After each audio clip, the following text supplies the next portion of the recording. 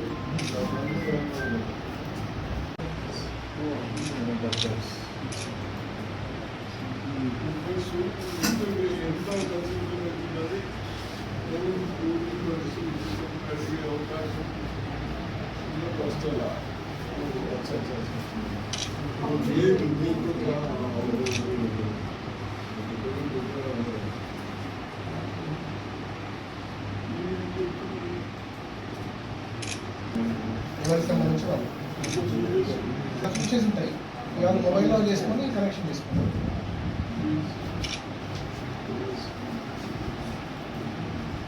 కానీ group 1 group 2 సంబంధించిన online classes చెప్తుంది. ఇప్పుడు బుక్స్ కాకుండా మధ్య మధ్యలో ఆన్లైన్ క్లాసెస్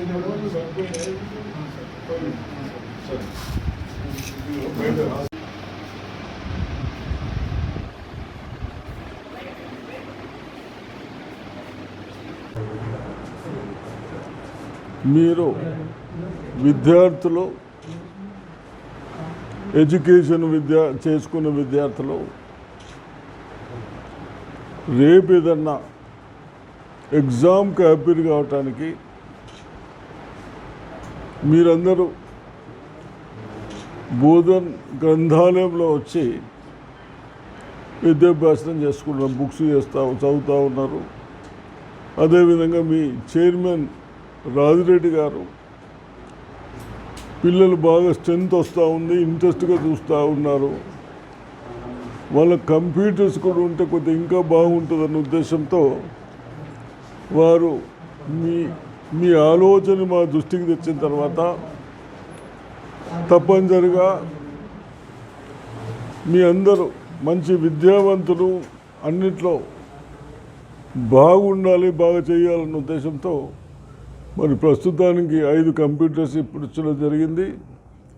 తప్పనిసరిగా మీరు ఏదైతే group 1 group 2 any exams prepare అయ్యి జాబ్స్ సాధించాలనే మా ఉద్దేశం. మాది కానీ, రేవంత్ రెడ్డి గారిది కానీ. మీ ముఖ్యమంత్రి ఎవరు? రేవంత్ రెడ్డినా? ఆయన స్కిల్డ్ ఏమంటున్నాడు, యూత్ని మంచి ఇంప్రూవ్మెంట్ చేయాలి, మంచి ఎడ్యుకేషన్ ఇవ్వాలని చెప్తా ఉన్నారు.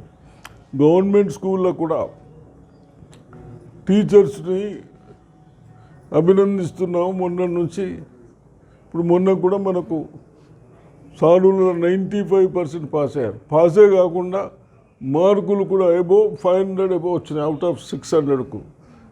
వాళ్ళను కూడా ఎవరికి మీకు విద్యాభ్యాసనం చేసిన టీచర్లకు కూడా అభినందిస్తూ ఉన్నాము. కాబట్టి మీరందరూ బాగా చదవాలి, నిర్లక్ష్యం చేయకుండా చదవాలని నేను ఆశిస్తూ ఉన్నాను. సరేనా? మరిన్ని అప్డేట్స్ కోసం మా ఛానల్ని సబ్స్క్రైబ్ చేయండి.